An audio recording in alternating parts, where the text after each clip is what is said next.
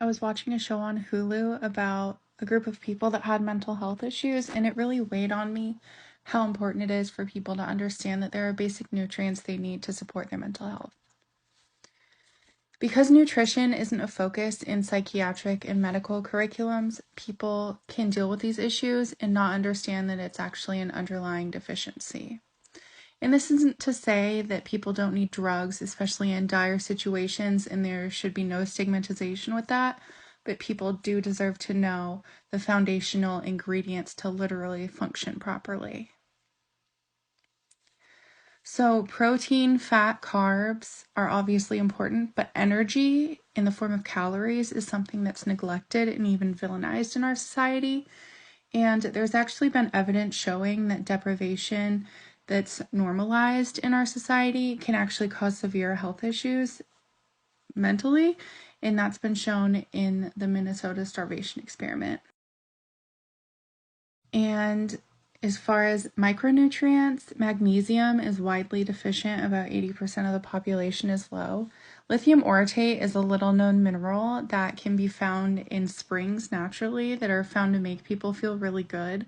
Higher amounts of lithium in the water, like in Japan, have significantly lower risks of suicide and depression. Calcium is also really important, and you may not realize that you're not getting enough. I would suggest using an app called Chronometer to track your nutrient intake. Zinc is also really important for your neurotransmitters. It's been found that a group of people have a condition called pyroluria, and they are more vulnerable to things like depression and anxiety, and that's related to blood cell dysfunction, and people may go their whole lives without realizing that they have this, and they would feel immensely better with things like zinc and B6 added. And again, I would recommend that app to track your nutrient intake. Could be low in these components of protein and not realize that that's why you feel bad. And again, people can be prescribed certain drugs to account for this, such as maybe Ritalin or Adderall for people with ADHD when perhaps they may be lacking in tyrosine, which is found in certain foods like meats, cheeses, and even dark chocolate. The same can be true for serotonin with SSRIs and being deficient in tryptophan.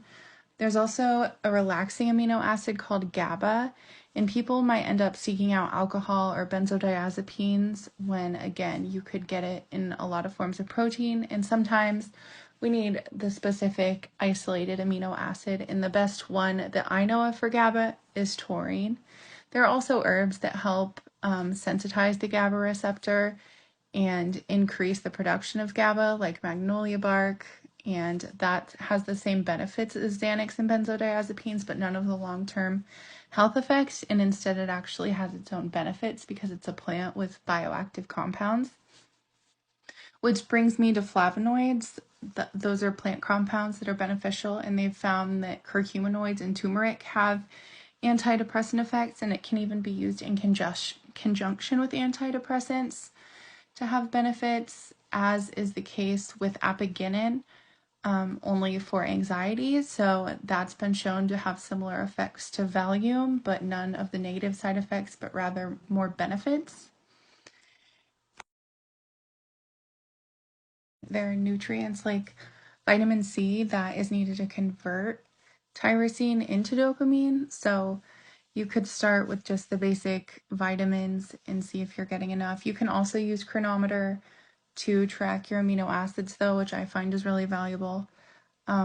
B vitamins are really important for handling stress. There are methylated forms and then non-methylated forms, and what works for who just depends. You can see how it makes you feel, or ideally you can get methylation testing to see what makes you do best, because some people can feel way worse with methylated B vitamins like methylcobalamin, or they could feel way better, and it could make a huge difference in their life.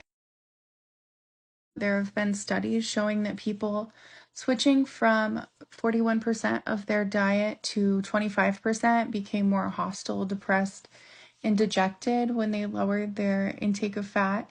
And it's actually been found that cholesterol is really important, and it can even lower your risk of accidents, suicide, and like violent, aggressive incidents.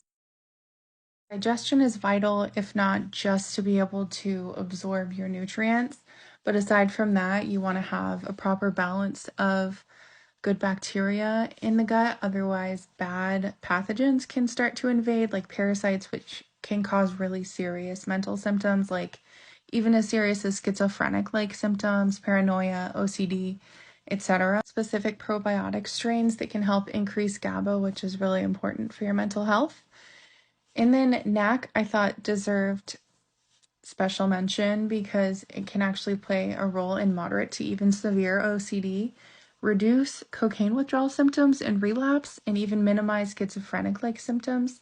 And all of this is because of the effect that it has on glutamate in the brain, which is the excitatory neurotransmitter that can essentially overexcite brain cells and cause brain cell death, which is at the root of most brain disorders, even including things like Parkinson's, MS, Alzheimer's, as well as the imbalances in the brain we find with depression and anxiety, because each brain cell only produces one kind of neurotransmitter. So when it's gone, then obviously that can cause issues. But there are methods of creating new brain cells using neurogenesis, with herbs like lion's mane or lithium orotate also increases BDNF, which is known to cause neurogenesis as well as many other things. So hope is not lost if that's already happened.